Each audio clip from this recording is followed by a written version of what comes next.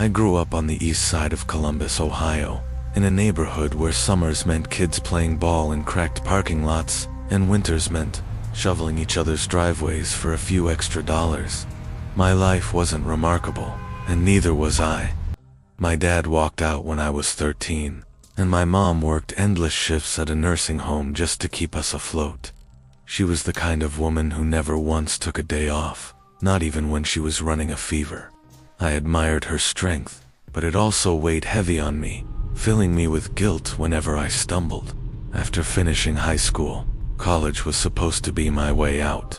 I signed up at community college with shaky hope, telling myself if I just kept quiet and stayed focused, I'd make it through. But 2 semesters later, I hit a wall. I failed classes I barely showed up to, dropped essays halfway through, and spent too many afternoons drifting across campus like a ghost. When the suspension letter arrived, I hid it from my mom for a week. She found it anyway. "Maybe this is just a pause," she told me, laying the letter on the kitchen counter. "Maybe you'll go back when you're ready." But I wasn't planning on going back. I was thinking about rent for the basement apartment I shared with a buddy, and how I could stop feeling like dead weight. That's when Ethan reappeared. He and I had been friends since grade school. He was the kind of guy who could talk a teacher into forgetting detention, and convince you to sneak into movies you didn't even want to watch. My mom used to warn me, "Ethan's a smooth talker. Don't follow him off a cliff." I should have listened. We'd drifted apart after high school, but in the spring of 2016, he knocked on my door with that same easy grin, like no years had passed. "Heard you need work," he said. "My uncle runs a construction company. It's tough, but the pay's solid." I didn't hesitate. Within days, I was lugging steel beams and mixing cement. The work was brutal, son, burning our backs, blisters tearing open on our hands, but the checks were steady. Ethan and I carpooled every morning, blasting music on the freeway, talking about nothing. It felt good having someone familiar riding shotgun again. But there was always an edge with Ethan. He had this way of pulling you into things you weren't sure about, and if you hesitated, he'd act offended or call you boring until you caved. That summer, after we spent 72 straight hours grinding on a bridge job, he leaned back in the truck and said, "We deserve a king's celebration tonight." I wanted nothing more than to collapse in bed, but he wouldn't drop it. "Come on, man. One night to'll thank me." Saying no to Ethan never really felt possible. The bar he dragged me to was one of those hidden downtown places you wouldn't stumble on by accident. Neon lights flickered over sticky floors, the air thick with beer, sweat, and cheap cologne. I sipped on a whiskey I couldn't afford, while Ethan slapped backs and laughed too loud, moving through the crowd like he owned it. That's when he brought me to Rachel. She was striking in a way that made you second-guess yourself, dark hair spilling over her shoulders, eyes that held on to you a beat too long. Ethan leaned in with a grin. "This is Rachel, a friend of a friend. Figured you two might click." Her handshake was warm, her smile warmer. She laughed at my dumb stories, leaned close when the music blared and whispered once, "Be careful. My ex gets jealous when he sees me talking to other guys." I brushed it off with a laugh, but her eyes darted around the bar like she was serious. I told myself it was just part of her charm. By midnight, Ethan had vanished with some coworkers, leaving Rachel and me pressed into a corner booth.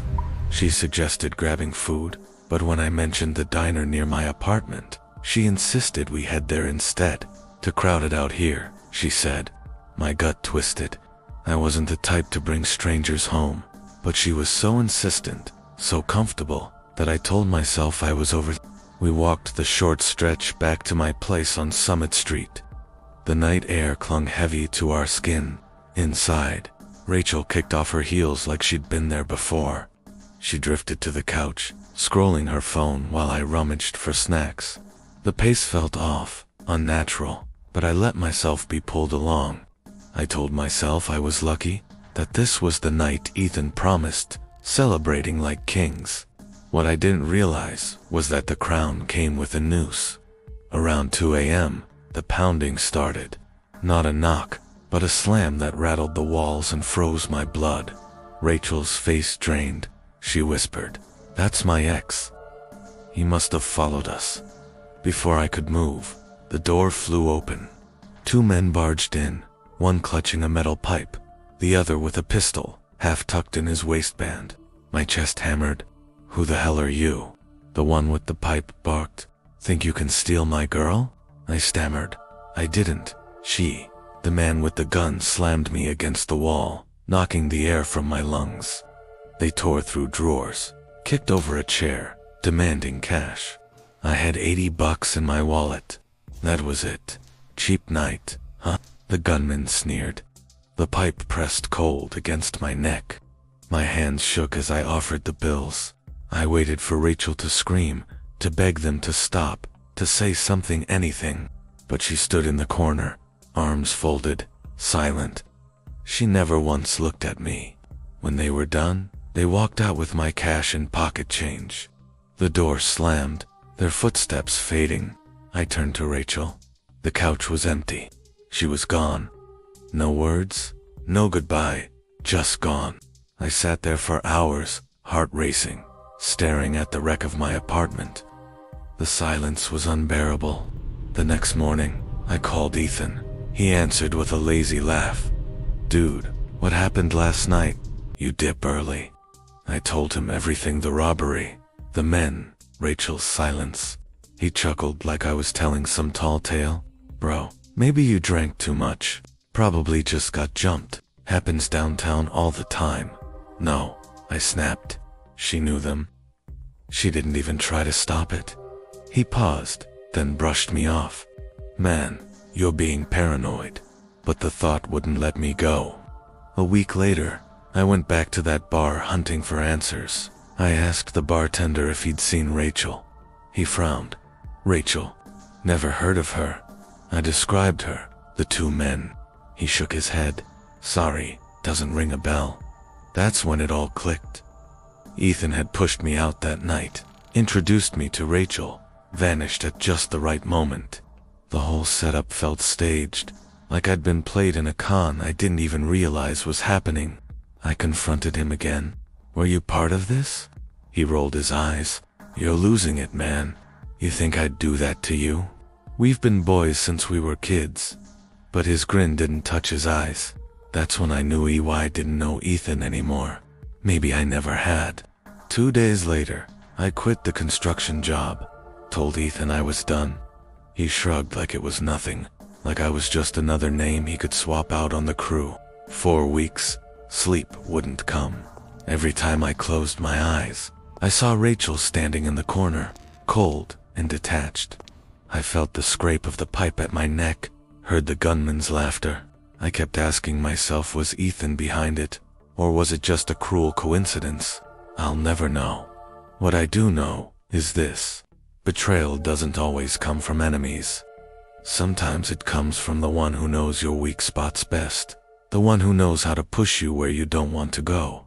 I trusted Ethan with my safety, and he may have sold me out for some quick cash or a cheap thrill.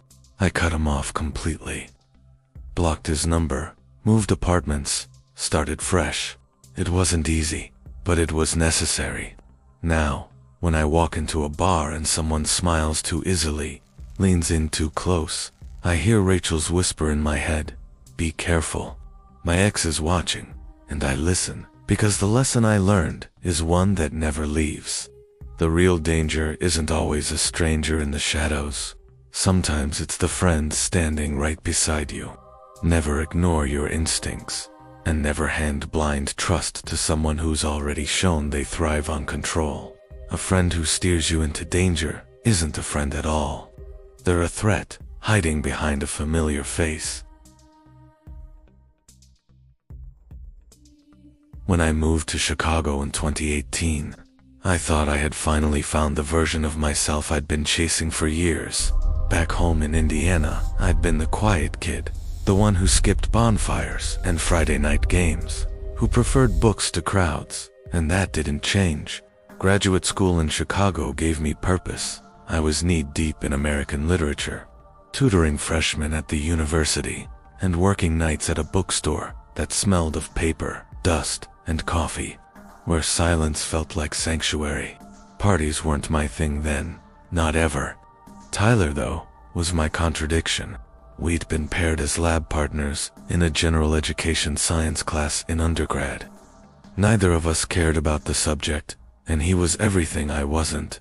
Loud, charming, the type who could make strangers laugh in seconds. Where I moved cautiously, he moved toward chaos. He never accepted no without needling you until you gave in. "Come on, man," he'd say. "Life's too short to be boring." By October 2019, I was buried in seminars and late bookstore shifts. I wanted quiet nights, coffee, and sleep, while Tyler wanted the opposite. One week he called 3 times about a rooftop birthday for a coworker named Melissa. "Come on," he teased over the phone. "You seriously going to spend the night grading essays while half the city watches fireworks?" I said I had class in the morning. "Bro, it's a Friday. No one cares." Free drinks, skyline views, Melissa's turning 21. It'll be legendary. That was the trick. Tyler made you feel like staying home meant missing history. I was tired of always saying no. Tired of feeling like the world spun without me, and against my better judgment I said yes. The warehouse on West Fulton Street looked abandoned. Cracked windows, rusted loading docks, graffiti peeling from brick. It was exactly the kind of place you crossed the street to avoid at night.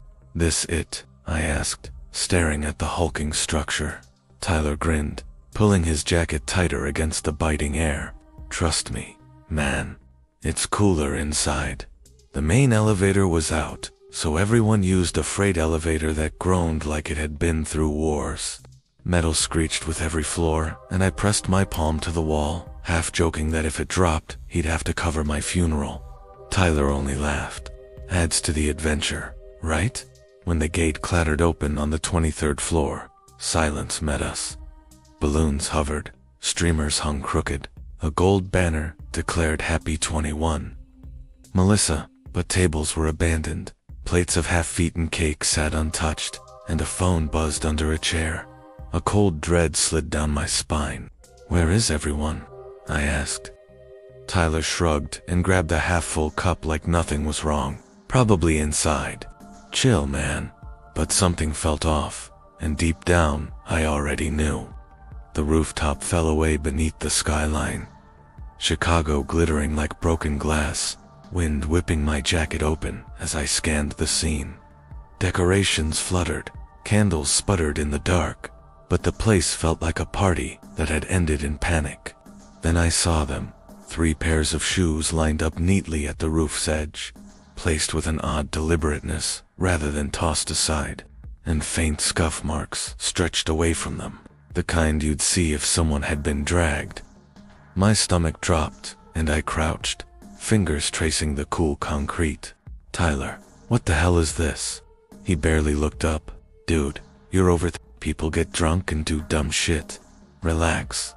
Then I saw the young man slumped by an HVAC unit, blood soaking his shirt, throat torn, fingers tapping the ground in a trembling, staccato rhythm. SOS. My chest tightened and I dropped to his side. "Hey, stay with me." "What happened?" His lips moved, voice thin. She pushed them. She pushed them all. His head lolled and his eyes rolled back. His fingers stilled. I lunged for the door, only to have it slam shut with a metallic boom, and realized the exit was chained from the outside. We were trapped. I turned to Tyler in panic, but there was no mirrored fear on his face. Instead, he offered a small, almost pleased smirk and muttered, "Guess it's starting." Cold spread through me. "What do you mean, starting?" I asked, and that's when Melissa stepped out from the stairwell shadows. Her dress was torn, makeup smeared, a hammer streaked with blood in her hand. Her eyes were swollen, but her voice was steady and sharp. "They laughed at me for years," she said, "treated me like trash. Tonight they finally understand." The hammer glinted in the rooftop light. I couldn't move. The picture snapped into place. Melissa's birthday. The empty decorations. The lined shoes. The injured man. This wasn't a party at all, but a massacre. I turned to Tyler, desperate. You knew about this. He didn't answer. His silence was worse than any confession. Melissa aimed the hammer at me. Don't worry. You're not on my list, she said. Tyler brought you as a witness. He thought you should see what real payback looks like. My knees locked. Witness Tyler? I asked, incredulous. Melissa's eyes flicked to the bleeding man, who still twitched. She raised the hammer and slammed it down with a sickening crack. His body went still. I screamed and lunged, but Tyler's hand clamped my arm. Don't, he hissed. I shoved away and stared at him. My friend had become something else, a spectator. The rooftop door exploded open as sirens wailed from below and officers poured in, guns raised, ripping Melissa off me as she screamed Tyler's name, spitting blood and fury. Tyler, she wailed, you promised. You said you'd stay. I crumpled against the wall, shaking, and Tyler backed away like a child caught in a bad act, pale and trembling, offering no explanation, no remorse. In the weeks that followed, the truth leaked out. Melissa had planned it for weeks, drugging drinks, luring old tormentors to the rooftop, chaining the exits so no one could escape, and the police found her notebook, pages of names, grievances, reasons, a kill list disguised as a guest list. The detail that kept replaying in my head wasn't her rage, but Tyler's silence. He had known, and he had brought me there to witness the outcome, as if it were a spectacle to validate something sick inside him.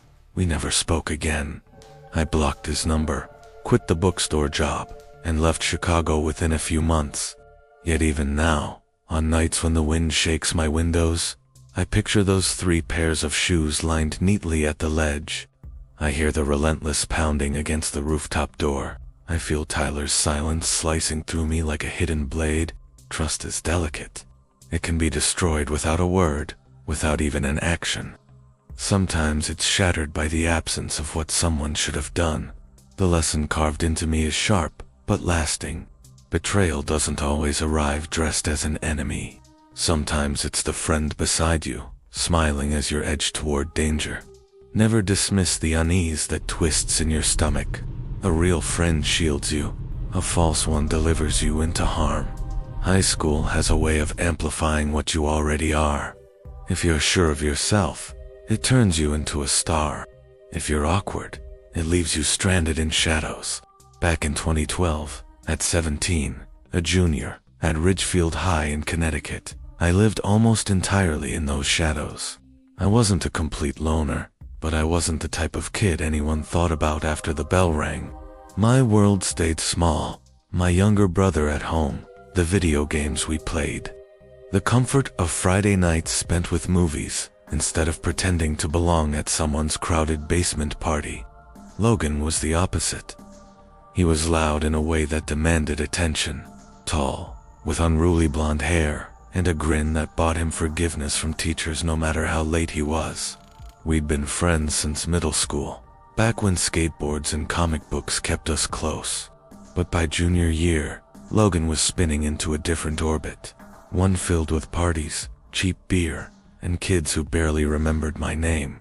Still, he never let me slip too far. In the cafeteria, he'd throw an arm around my shoulders and say, "Don't go hermit on me, man. You've got to live a little." That's exactly what he told me the night he convinced me to come to his cousin's party. It was early October, the kind of crisp night where leaves cracked under your sneakers and your breath misted in the air. We walked up the driveway of a 2-story colonial perched at the edge of town. The windows glowed warm, laughter spilling into the dark. At the door, I hesitated, chest knotted. "One night won't kill you," Logan grinned. I forced a weak smile. "Easy for you to say inside." Chaos swallowed me whole. Music thumped hard enough to shake my ribs. Teenagers filled every corner. Red cups clutched, voices slurred with alcohol and excitement. I trailed Logan like his shadow, letting him tug me from group to group. He thrived in it, feeding off the noise, while I just nodded and smiled, careful not to trip over my own feet. For a while, it felt almost manageable. Logan kept circling back, tossing me a joke or pressing a drink into my hand. I pretended to sip, but by midnight, the crowd had thinned. Parents' curfews, exhaustion, hangovers looming. Only a few lingered, sweeping up bottles and gathering plates. The volume dipped, voices lower, and for the first time, I let myself breathe. I thought the worst of it was done. I was wrong. It began with the slam of the front door. A rush of cold night air cut through the hallway. A woman stumbled inside, looking like she'd been wrestling with ghosts. Her hair was a wild snarl, mascara streaking her face, clothes crumpled and filthy. She looked late 30s, though the fury burning in her eyes made her appear older. "This is my house too," she screamed, her voice jagged. "You think you can lock me out?" The room froze. Logan's cousin, scrawny kid with braces, muttered, "That's my dad's ex-wife." "She's not supposed to be here." Before anyone could react, the woman snatched a lamp and smashed it against the wall. The bulb burst in sparks of glass. The light snuffed instantly. She booted the TV stand, the screen crashing to the ground. "You don't get to erase me," she shrieked. Panic took hold. People scrambled for the back door, shoving past each other. My heartbeat roared as I stumbled with them, but Logan's grip caught my arm. He yanked me toward the hallway bathroom. "Go," he hissed, pushing me inside. "Lock it. I'll handle this." My hand shook as I fumbled the lock. Outside, glass shattered. People screamed. Someone begged for help. I pressed my back to the door, chest heaving. Then I heard Logan.com. To calm. "You shouldn't be here," he said, voice low but steady. "But since you are, maybe we can make a deal." My skin crawled. A deal. With her. The woman's bitter laugh cut the air. Logan's words followed, sharp as a knife. "He's in the bathroom. You wanted to scare someone, right? He's weak. Easy target." My whole body iced over. He was talking about me. I pressed my ear to the door, praying I had misheard, desperate to twist it into something else. Maybe he was stalling her, maybe trying to redirect her. But then came the footsteps. Heavy, unsteady, pounding closer. The knob rattled violently. Her voice slithered through the crack. "Open up. Your friend said you were in here." I clamped my hands over my mouth to choke back a sob. "Please," I whispered. "Please, don't." Her fist hammered the wood. "Open the door." I leaned my weight into it, my back wedged against the knob, heart threatening to burst. Behind her, Logan's voice murmured indistinct, faint, but he wasn't stopping her. He wasn't shielding me. He was feeding her. Sirens rose in the distance, boots thundering across the porch. The woman cursed, slammed the door once more, and retreated. Shouts followed, then the muffled scuffle of a struggle. I stayed frozen until a knock landed against the door.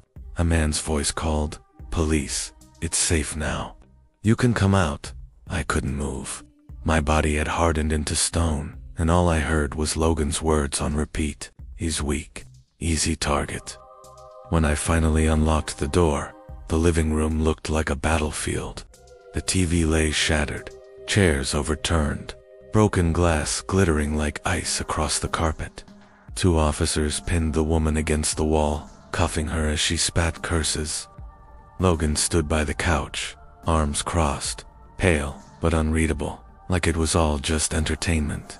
"You okay, kid?" one of the officers asked. I nodded, though I wasn't. My eyes locked on Logan, waiting for a sign of apology. Some crack in his mask. Nothing. Just a shrug, like it had been bad luck. Later, when the cruisers pulled away, I cornered him outside. "What the hell was that?" My voice shook. "You told her I was in the bathroom. You gave me up." His smirk twisted. I was calming her down. "You're overreacting. Overreacting, I snapped. She came after me because of you. He rolled his eyes. And she didn't. You're fine. Don't make it a big deal. I stared, searching for guilt, shame, anything. But there was nothing. Just dismissal. Like my terror had been an exaggeration. Like my life hadn't balanced on the turn of a lock. That was the fracture. I never went to another party after that. Never answered his calls again. He tried texts, jokes, pretending nothing had happened, but I couldn't unhear his voice. Calm as a scalpel, cutting me away. At school, he wore the same grin, winning teachers and friends. But when his eyes met mine in the hallway, the smile faltered for just a second. Maybe he knew, maybe he didn't care. Years later, what haunts me isn't the woman's screams or the glass exploding against the wall. It's the silence in that driveway when I realized Logan was never my friend. A locked bathroom saved my life, but it revealed the truth. Betrayal doesn't always storm in as a stranger. Sometimes it arrives standing shoulder to shoulder with you. A real friend defends you when fear closes in. A false one trades you for their own safety. Trust should never be handed out blindly, especially to someone who treats loyalty like it's disposable. Music. When I think back to college, most memories shimmer with warmth. Late nights in diners, study sessions that unraveled into laughter, road trips on fumes of gas. But every glow throws shadows, and my darkest one lives in a cabin in the Smoky Mountains. August 2018, we were about to start senior year, the trip a farewell for Amber, who was getting married that fall. She was the dependable one, the friend who carried band-aids in her purse, who never forgot a birthday. This was her chance to let go before marriage tied her down. The cabin sat high on a ridge, hemmed by pines, whispering in the wind. The gravel road leading there twisted narrow, as a snake. You held your breath if another car passed. At the top, it felt like the world had fallen away. No streetlights, no neighbors, only us and the wilderness pressing close. I'd known Olivia since middle school. We were opposites, me, cautious, her reckless, competitive to the bone. She treated life like a scoreboard that had to be dominated. It could be exhausting, but it made her magnetic too. People gravitated toward her, even when her sharpness drew blood. That night, after dinner, as twilight folded the mountains into deepening blue, someone suggested a drinking game. I can't remember who. It didn't matter. What mattered was the way Olivia's eyes gleamed. Finally, something worth doing, she said, practically bouncing. We circled the coffee table, bottles lined up. At first it felt playful. Shots followed by soda, laughter echoing against the log walls, music humming from a Bluetooth speaker. But I sensed the shift.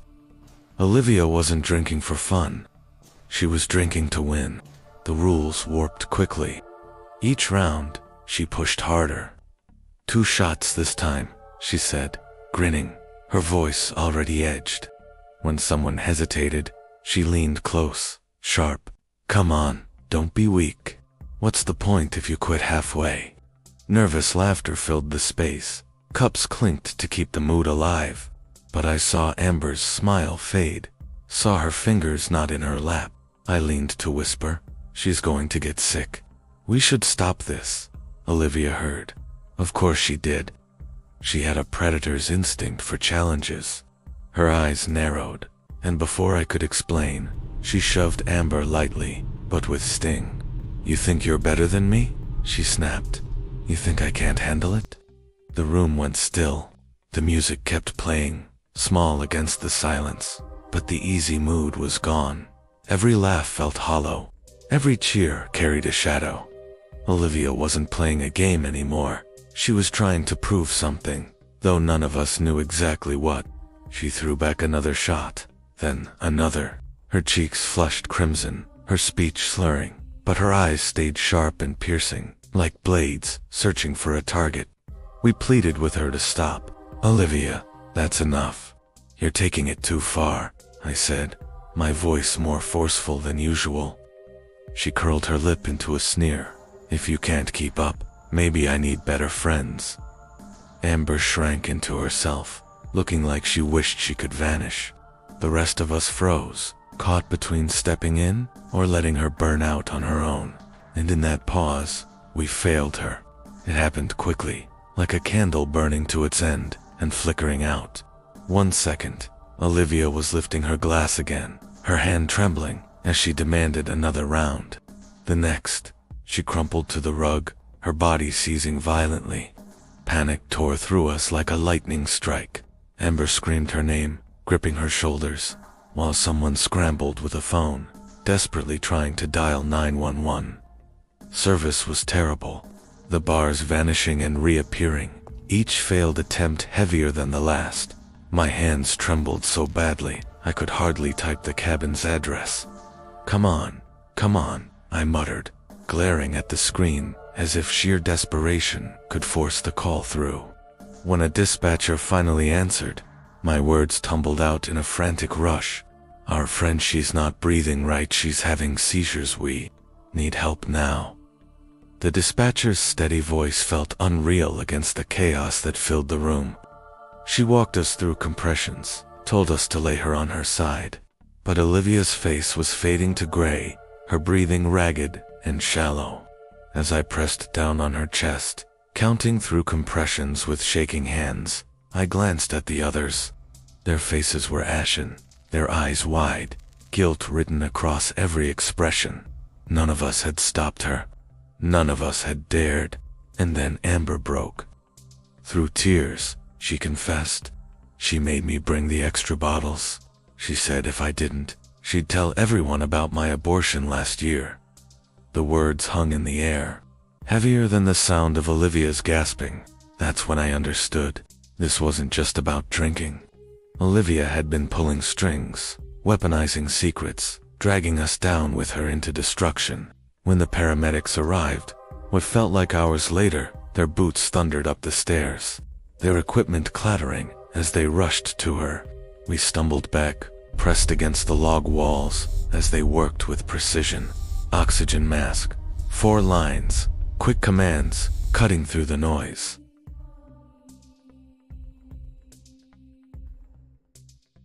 Pulse is weak, one muttered. We're losing her. They lifted her onto a stretcher, the oxygen mask fogging with each faint breath. Amber sobbed uncontrollably, clutching my arm as if I could keep her afloat. The rest of us stood silent, the weight of complicity pressing down. We followed the ambulance along the winding gravel road, headlights weaving in a caravan. Each turn, feeling like it might be our last glimpse of her alive. At the hospital, we sat slumped in the waiting room, fluorescent lights buzzing above, our clothes still soaked in alcohol's stench. The hours dragged like stones, until finally a doctor emerged, his face grave. I'm sorry, he said. She didn't make it. Amber broke into hysterical sobs.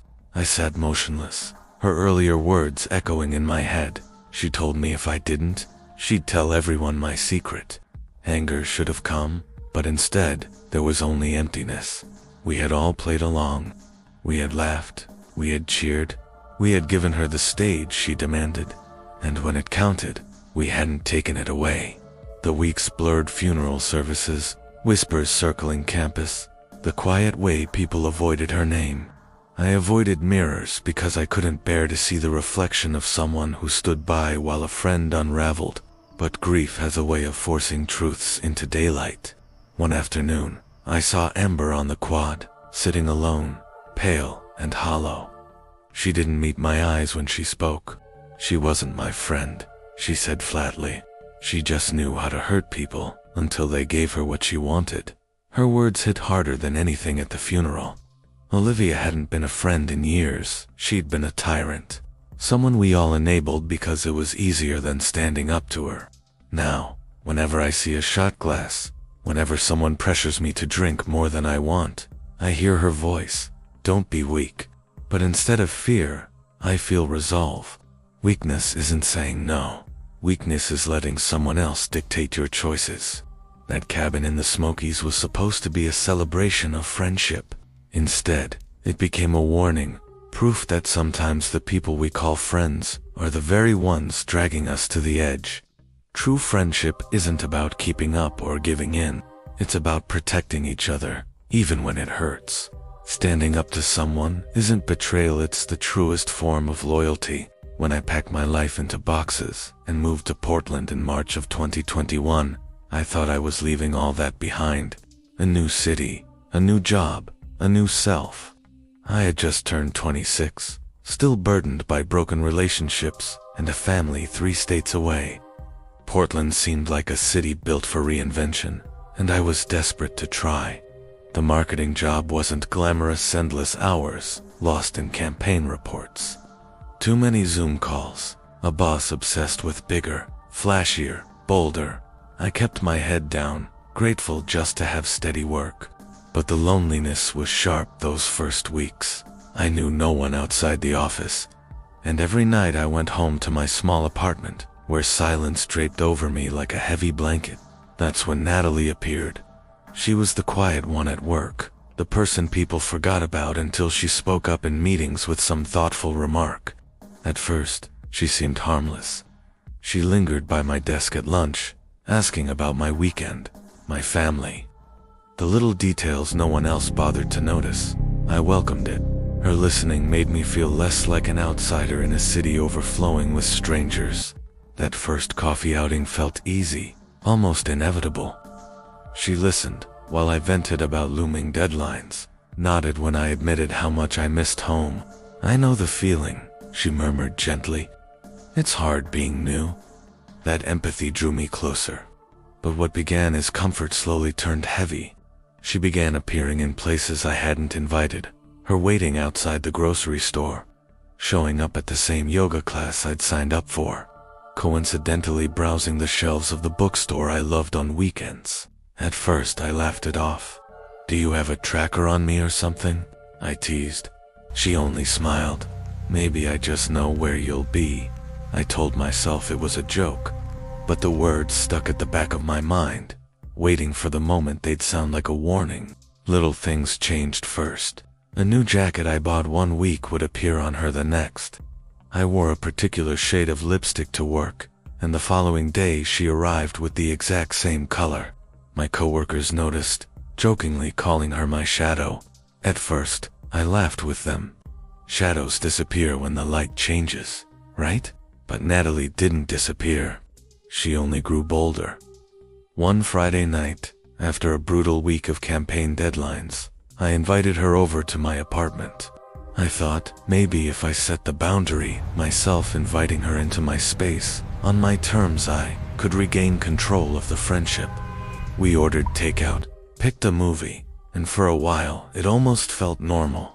Then I walked into my bedroom.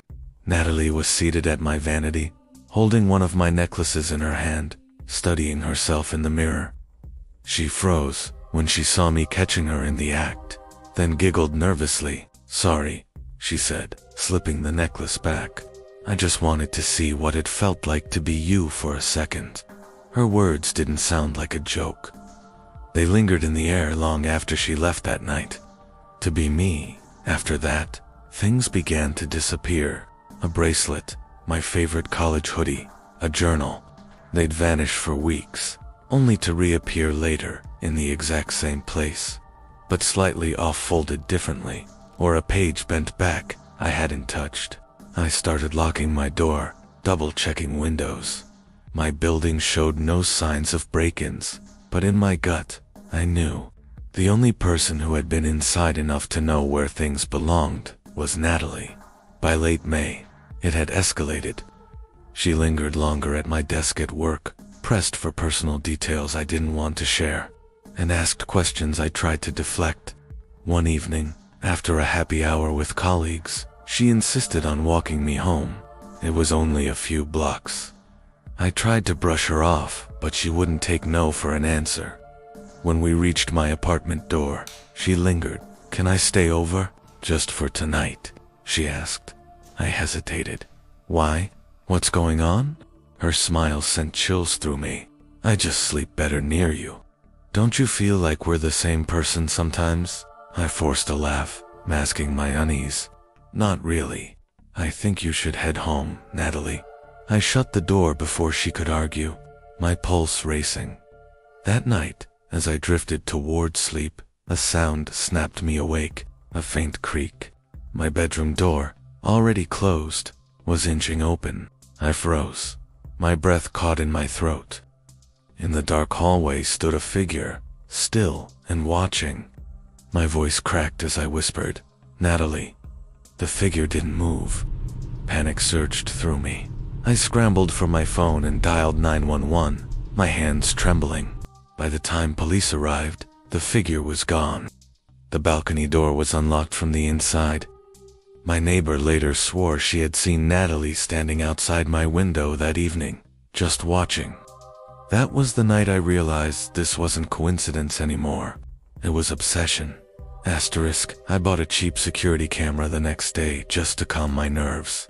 But what it captured only confirmed my fears. The footage showed Natalie entering my apartment with a copy of my keys. I watched in horror as she wandered through my rooms, touching my belongings, flipping through my books, sitting at my desk as if she lived there. The most chilling clip showed her lying on my bed, her eyes closed, head resting on my pillow. When I confronted her at work, my voice shook. "You've been in my apartment. You stole my things. You need to stay away from me." She didn't deny it. She just tilted her head, expression oddly serene. "You make such a perfect life," she said softly. "I only wanted to borrow it for a while. Borrow it." Like my life was something she could check out of a library. HR got involved, but the company's response was weak. Restraining orders were complicated, and Natalie insisted it was all a misunderstanding. I didn't feel safe waiting for the system to catch up. I broke my lease that week and moved in with 2 coworkers until I could find another place.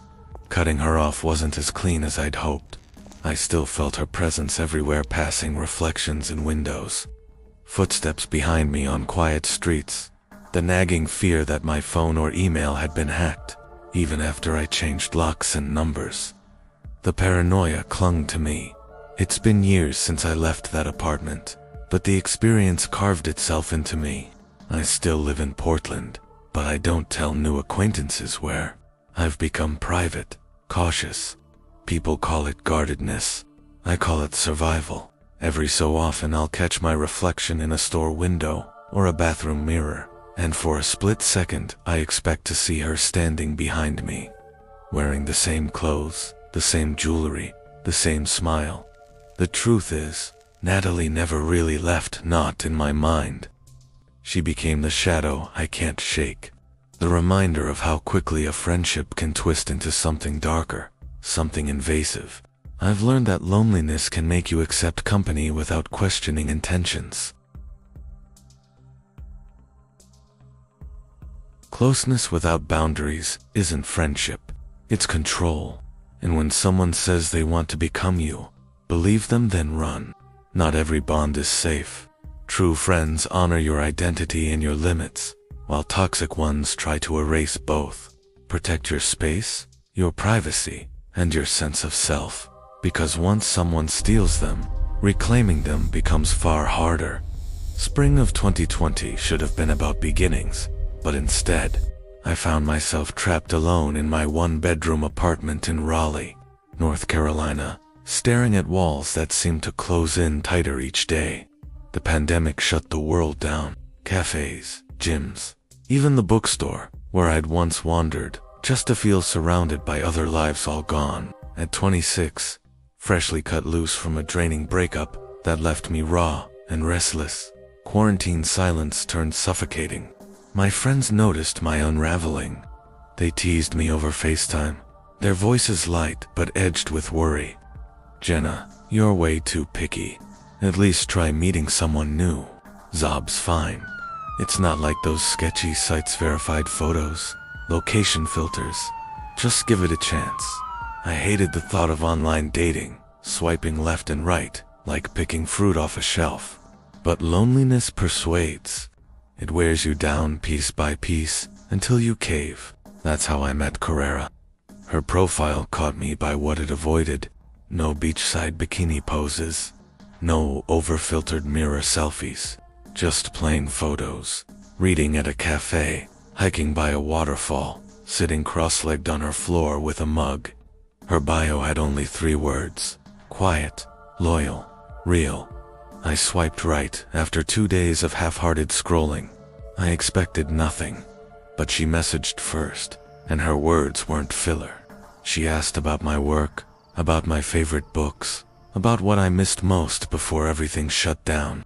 She remembered details I dropped, circling back days later like she had stored every fragment of me.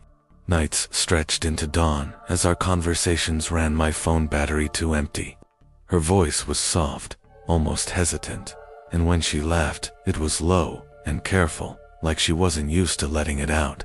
More than once she said, "I don't have many close friends. When I find someone I connect with, I don't let go." Looking back, those words should have set off alarms. At the time, they sounded flattering.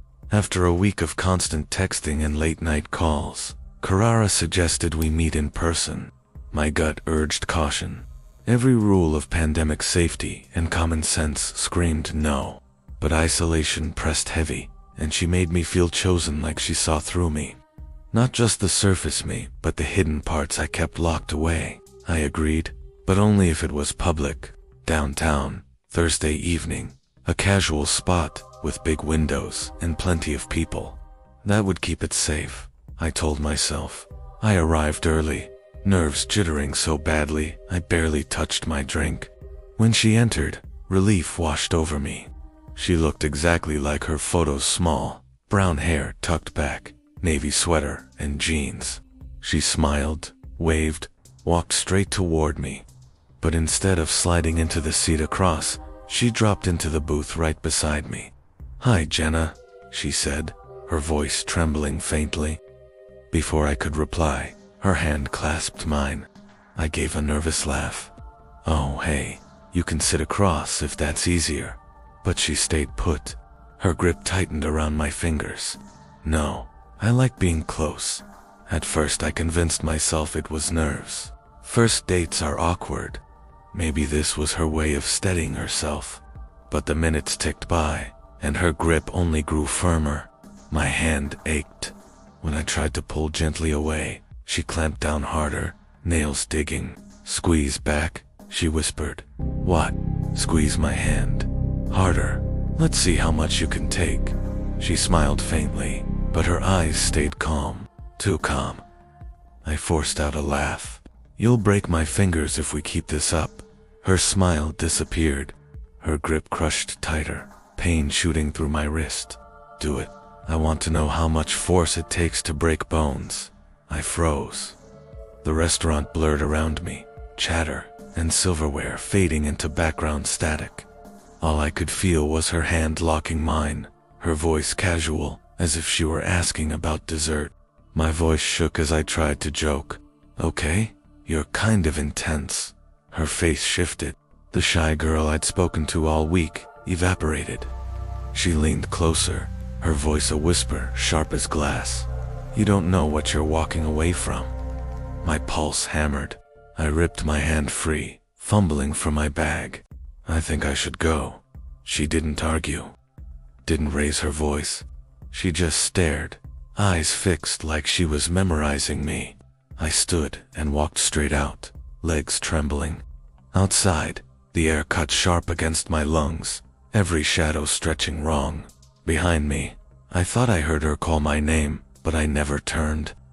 Back at my apartment, I locked every door, deleted Zab, blocked her number.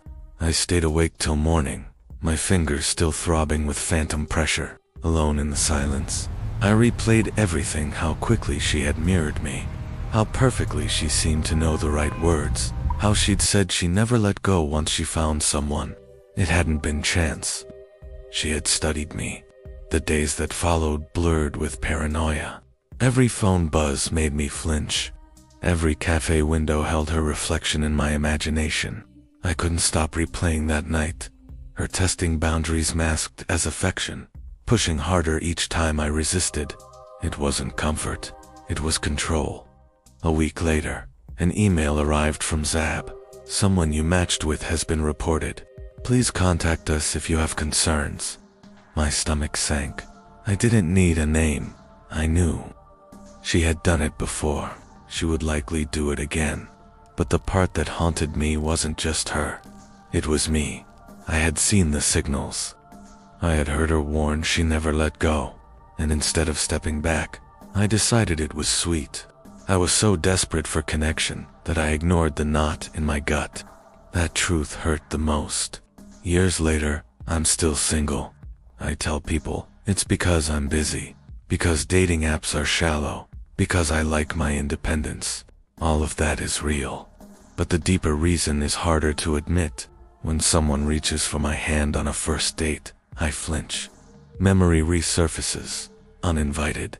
The nails in my skin, the whisper in my ear, the stare that replaced the smile. Late at night, her voice creeps back. You don't know what you're walking away from. And she was right. I don't. I don't know how far she would have gone if I hadn't left. I don't know what kind of damage she's left with others. I don't know why she chose me that week. But I do know this. Loneliness is dangerous. It dulls instincts that scream for you to run. It convinces you that any attention, even toxic attention, is better than silence. I've learned silence is safer. Silence won't crush your hand until the bones nearly snap. Real connection respects boundaries.